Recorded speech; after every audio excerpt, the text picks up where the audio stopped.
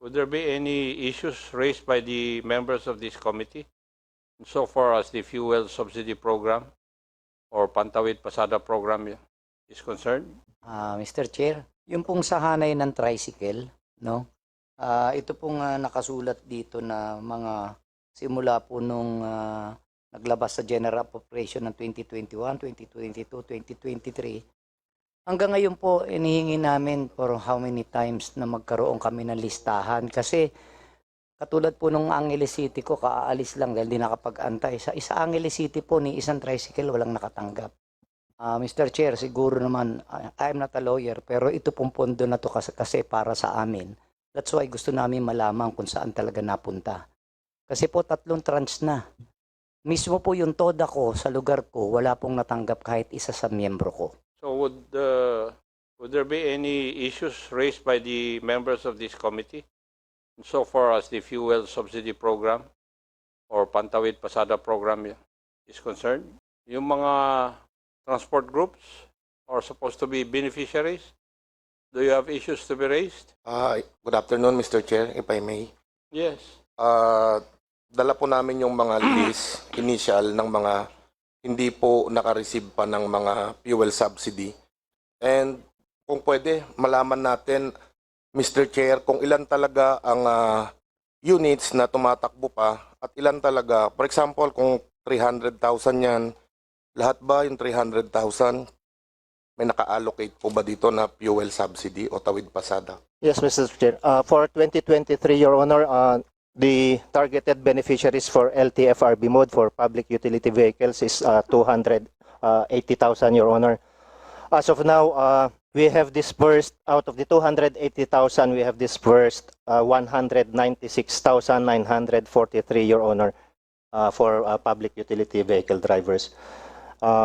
If I may, Your Honor, if the good gentleman has a list of the drivers, we would gladly accommodate and check the record, Your Honor. Thank you, Mr. Chair. Mr. Chair, yung pong sahanay ng tricycle, no? Ito pong nakasulat dito na mga simula po nung naglabas sa General Appropriation ng 2021, 2022, 2023. Hanggang ngayon po, inihingi namin for how many times na magkaroon kami ng listahan. Kasi katulad po nung Angeles City ko, kaalis lang dahil di nakapag-antay. Sa Angeles City po, ni isang tricycle, walang nakatanggap. So nagtataka kami kung bakit hindi po kami nakatanggap. Kaya po sana, Mr. Chair, kung nandyan po yung DILG, maliunawan namin.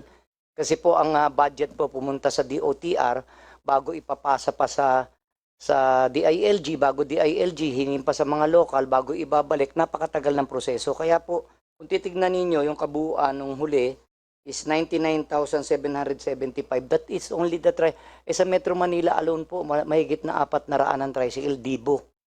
So ito lang nga nabigyan doon sa pandemic na sinasabi. Kaya po, up to this time, pag nagpatuloy ang pagtaas ng presyo ng gasolina, talagang nagrereklamo kami. Mr. Chair, gusto ko lang po malaman, may listahan po ba talaga kung alin yung mga na-submit at hindi nabigyan, Mr. Chair? Wala po kasi kaming makuwang datos, Mr. Chair. For the LTFRB, Your Honor, those beneficiaries that we have disbursed, no, are list coming from the DILG. So the LTFRB only processes the payout, the payroll, as certified by the DILG, Your Honor. We will check if we can, Your Honor, if we can give you the actual beneficiaries, but subject to Data Privacy Act. Mr. Chair, siguro naman, I'm not a lawyer, pero ito pong pondo na to kasi para sa amin. That's why gusto namin malaman kung saan talaga napunta. Kasi po 3 tranche na. Mismo po yung TODA ko sa lugar ko, wala pong natanggap kahit isa sa miyembro ko sa Santa Ana, Manila. That's why I'm asked. May nagbibigay po sa amin, Mr. Chair, galing po sa local government. Hindi ko alam kung yung pondo ba na yon, ito, pero ang sinasabi, nakalagay under ng mga Office of the Mayor. We want to know, this budget came from the OTR ba? Sa budget po doon sa sa ano or sa mayor talaga. Kasi nalilito na rin po kami, Mr. Chair. Kasi 1,000 na nga lang yung naiwan, di pa namin natanggap. If I may, Mr. Chair, yung fuel subsidy po ay nagmumula, yung listahan po ng mga beneficiaries po natin ay nagmumula po sa local government unit. Tapos po, yung local government unit ibibigay po doon sa field office or regional office po ng DILG. Pagkatapos po, ibibigay po doon sa central office po ng DILG. So, pagka na-certify po ng DILG na verified po yung listahan po, doon po kami nagpa-process na po ng payroll and disbursement. Pero in the process of payroll and disbursement, kine-cleanse pa rin po namin, Your Honor, kasi nga may previous findings in 2022 na may duplicate accounts, may invalid accounts, or non-existing accounts, Your Honor. Alam niyo, Mr. Chair, noong ko pa sinasabi nung hearing natin, Kongreso man o Senado, napakatagal ng ikot ng bürokrasya. Simple lang naman po, lahat ng mga local government units na merong franchise, may listahan sila. So sabi ko, doon na lang natin kunin kasi hindi naman, nilinaw ko po, kasama ba yung driver dyan o operator? Kasi ang nangyayari, napupunta yung pera doon sa may-ari ng units, hindi sa driver. Ang naglalabas, driver. So dan po tayo nagkakaproblema. That's why tinatanong ko, kasama ho ba yung driver o yung operator lang? So hindi po ako masagot basta kung anong sinubmit. So it's unfair doon sa mga bumabiyahe na silang bumibili ng gasolina pero hindi sila nakakatanggap. Same what happened to PUJ. Hindi bumabiyahe, napunta yung pera sa mga operator pero yung nagbabiyahe, yung driver. So yun po yung sistema nangyaring mali dito. Kaya nga, thank you dahil at least nalilinawan namin this time paano tumatakbo. Kasi ang haba balik-balik. So bago na yung natanggap yung 1,000, wala na yon, diba? Ang presyo na ng bigas, 60 na. Useless na rin. Maski pa sabi natin pang gasolina, sa bigas pa rin mapupunta yon. Well, anyway, may masasagot nyo ba yung katanungan?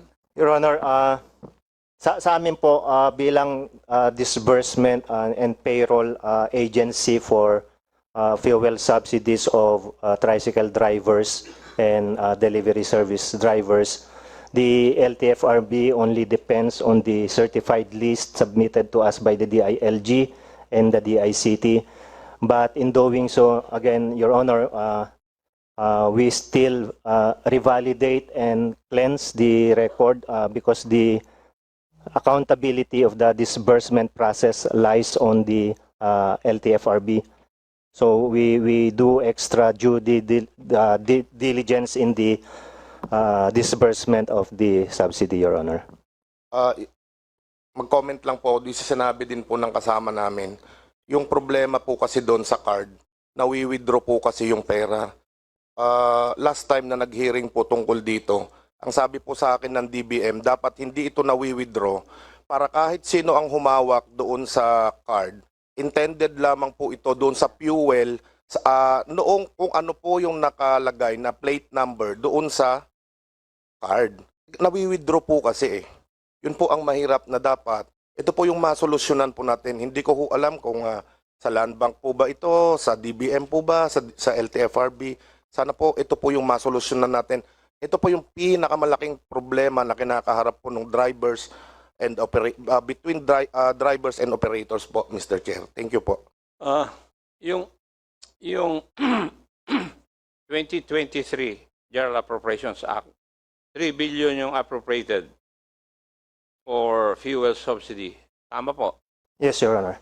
Yes. And pursuant to the records, insofar as the funds for 2023 are concerned, na disperse lang ninyo is 41.5%, representing 172,932 units of public utility vehicles. Tama rin po ba? Sir, during our previous submission, Hindi, that was the... tinatanong ko lang kung tama yung Yes, aking yes, Your record Honor. dito. Tama. Yes, Your Honor. Now, for the delivery of services under the implementation of the Department of Information and Communications Technology and the Department of Trade and Industry, only 6% of the total